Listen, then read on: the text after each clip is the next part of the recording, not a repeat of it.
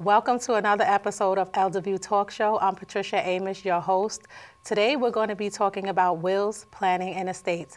I'm here with Annamarie Gentile. Welcome to the show. Thank you very much. Thank you. I'm just going to read a little bit of biography about Annamarie Gentile so you know a little background about her. Annamarie Gentile is an experienced litigator and the supervising partner of the personal injury, family law, and estate planning and elder law groups. Ms. Gentile provides over 25 years litigation experience to assist her clients.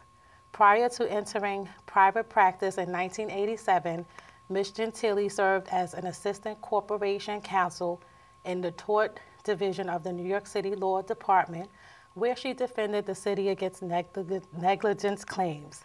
In her present role, she oversees the firm's elder law and estate planning group, as well as all aspects of the firm's litigation practice, where she brings her extensive experience in handling cases in all 5 boroughs of the city of New York, in the federal courts, and in the courts of New Jersey. Ms. Gentile is a magna cum laude graduate of the University of the State of New York at Albany and received her Juris Doctor from Brooklyn Law School, an extensive background. She was the recipient of the Order of the Barristers Award and the Moot Court Honor Society Award with distinction. She was admitted to practice law in courts of New York State in 1983, of New Jersey in 1986, and to the United States Supreme Court in 1988. Throughout her career, she has participated in numerous professional organizations, including the New York State Bar Association, the New Jersey State Bar Association, the New York State Trial Lawyers Association, the National Academy of Elder Law Attorneys, the Richmond County Bar Association, the Staten Island Women's Bar Association, and the Staten Island Trial Lawyers Association. She is also a Department of Veteran Affairs accredited attorney, allowing her to assist veterans and their families to obtain benefits to assist in paying for personal care at home or at assisted living facilities. Ms. Gentile offers frequent seminars to the public in her practice areas and currently serves on the Board of Directors of the Staten Island Chamber of Commerce Foundation Incorporated and the Board of Directors of the Community Agency for Senior Citizens. Again, welcome to the show, Annamarie. Thank you so much for having me, Thank you for coming. Patricia. You have a very extensive background. Well, hopefully I'll be able to offer some information to your viewers tonight. Yes, you will. Thank you. I'm just going to ask you a few questions for our viewers. Please define what a will is and what is an estate. Sure. A will, which is also known as a last will and testament, is a legal document where a person puts forth who they would like to leave their assets to when they pass on. Okay. It also allows them to select who they would like to represent their estate, a person who they trust to be the executor of their estate. Okay. And the will carries forth these things so that whatever wishes the person had will be carried out once they pass on, as opposed to having that determined by the state that they live in when they die. Oh, wow. Now, an estate is what a person owns at the time they die. It's every asset that they have an ownership interest in. So that could include real estate, it can include cash, it could include bank accounts or brokerage accounts. Personal items, we call it tangible personal property, things like furnishings in the house, or jewelry, things of that nature. So everything that a person has an ownership interest in when they die is part of their estate. Oh, okay. Thank you. Very interesting. And how long have you been assisting individuals with wills, planning, and estates? Well, I've been practicing law since 1983, and I've been in private practice since 1987, which is about the time that I started handling people's estates and giving them advice about planning their estates, and then, of course, once they pass on, probating their wills. Oh, wow. Very good. And how can a senior successfully create a will, and how long is the process? Well, a senior should think about creating a will as early as possible. it's always a good idea, because we don't have a crystal ball, we don't know what life has in store for us. So it's always a good idea to try to plan your estate and have your will prepared when you're healthy and when you're able to put down what it is that you want and communicate what your wishes are. What I would suggest is that the senior consultant attorney who's experienced in this area of the law. Many attorneys say that they handle estates and elder law and estate planning, but because this area of law is in so much of a flux, it's important that they go to an attorney who's very well versed in this area of law and who keeps up on the changes in the law. Yes, and that will be you. Well, I hope so. Based on my opinion, yes. Thank you very much. You're welcome. And why is it so important for a senior to have a will?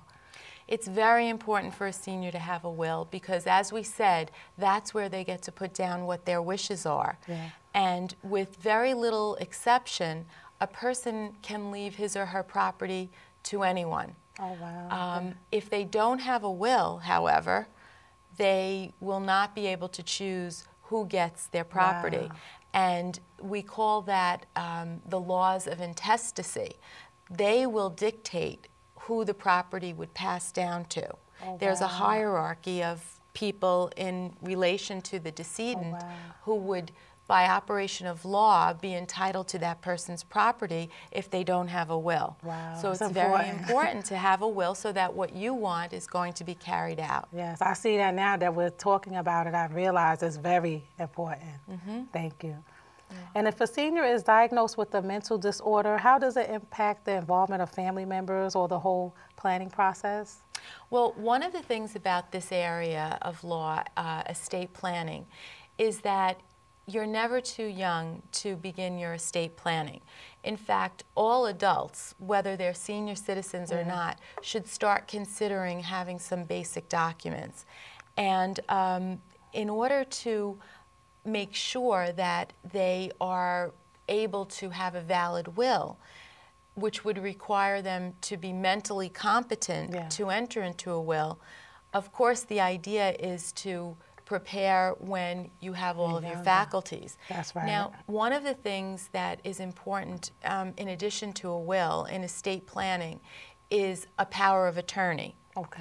That is a document where a person gives another person, who we refer to as the agent, the ability to stand in the shoes of the principal, the person giving the authority. And it's very important that you have this in place, because a will take care of how to pass on your property once you die.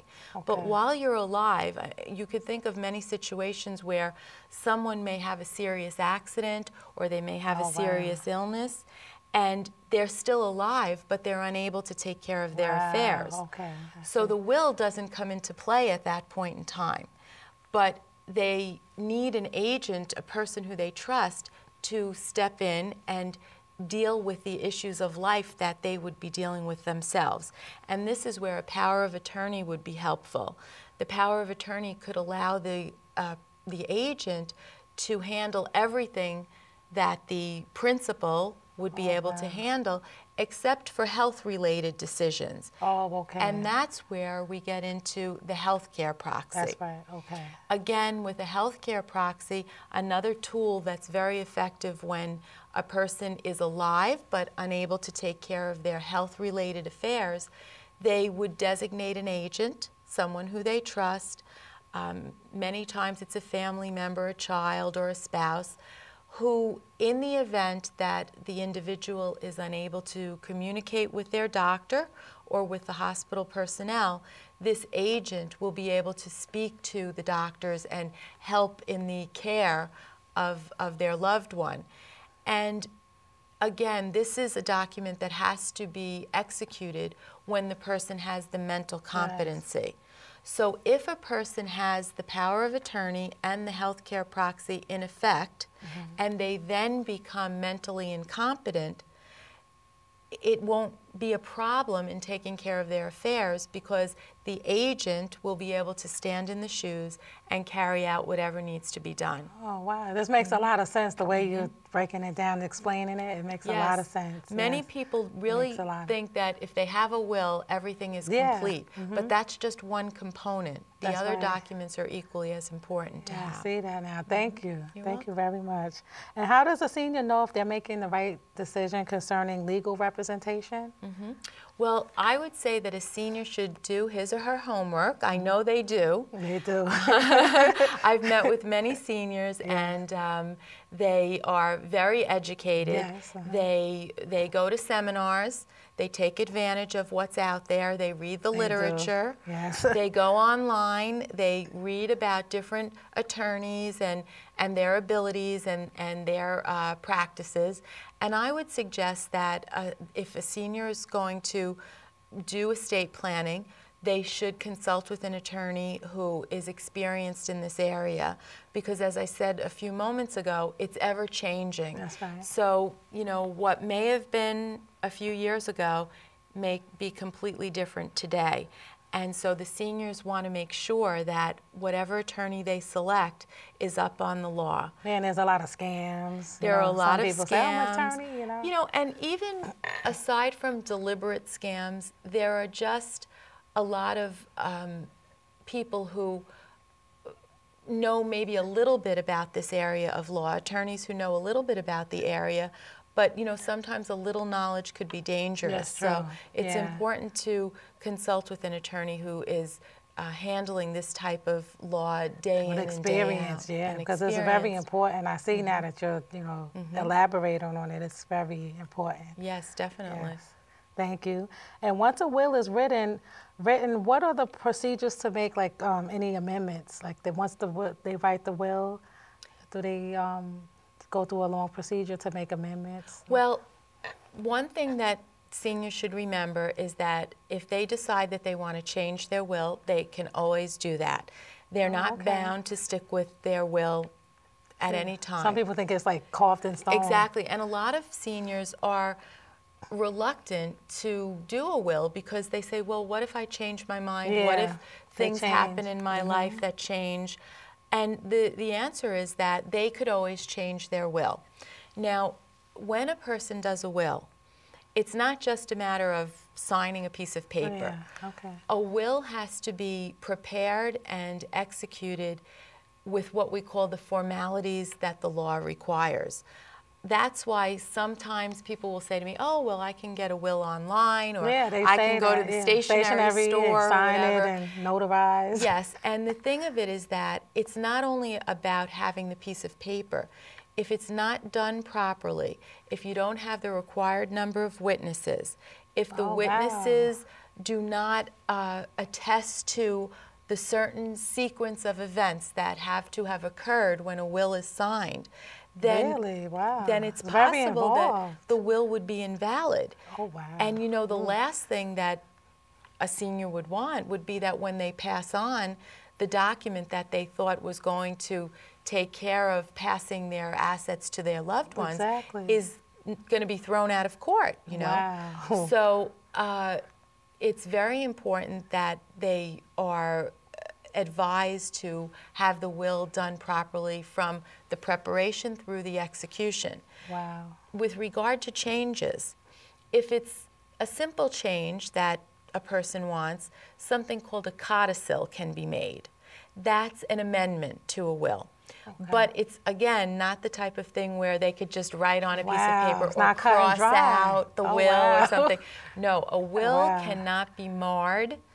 Staples cannot be removed from a will, because there's a presumption that if the will is tampered with in any way, the presumption is that the person meant to revoke the will. So the will has to be pristine. It has to be in a pure state. It can't have pages missing or things crossed out, or you know, it can't look like it's gone through any kind of revisions. So the way the codicil is done is by having a new page prepared that references the old will and the changes that the person wants. And once again, the codicil is signed in front of the witnesses, and the witnesses again will be attesting to the fact that the person had sound mind, that they weren't being forced to make these changes, and the other requirements that are necessary would be satisfied. Now, if a person wants to make major changes to their will, they probably would do a new will. And the new will would revoke the prior will and would have the changes that the person would like to have implemented. Wow, this is very, you're really explaining this very good. It's very, well, I didn't realize it was so, you know, involved, you know, and some of the seniors, I know that are watching, they must be like, you know, this is very good information that you're giving. Because I've had people who've come into me and they've crossed out and they've made their changes, and good thing that they came in, because they now realize that probably wouldn't be authorized by the surrogate. We call it admitted to probate. That's what happens with a will when a person passes away. A probate petition is presented to the surrogate's court, and the judge looks at the will and the documents surrounding the will and makes a determination that he or she thinks it's valid, and if so, then authorizes the executor of the will to have the authority to act on behalf of the deceased person. Wow, very, very interesting. Thank you. You're welcome. Is it ever too late, like, to start this type of planning? Like, is it a deadline? Like, well, one thing that's for sure is it's never too early to start. Okay, you should have a will in place whenever you have assets to pass on, because once again, we don't know what tomorrow may bring. That's true. You know? I don't know. But in terms of whether it's ever too late, the only time that it's too late is if the person does not have the capacity, the mental ability that the law requires to show that they understand what it is that is being signed. Yes. You know, it's a very, very important component, because the witnesses, as I was stating, are going to be signing a document that says that they've observed the individual who's creating the will, and that in their opinion, this person is of sound mind and understands what's going on and is not being forced and understands the English language and is clear on what it is that they're signing. So it is important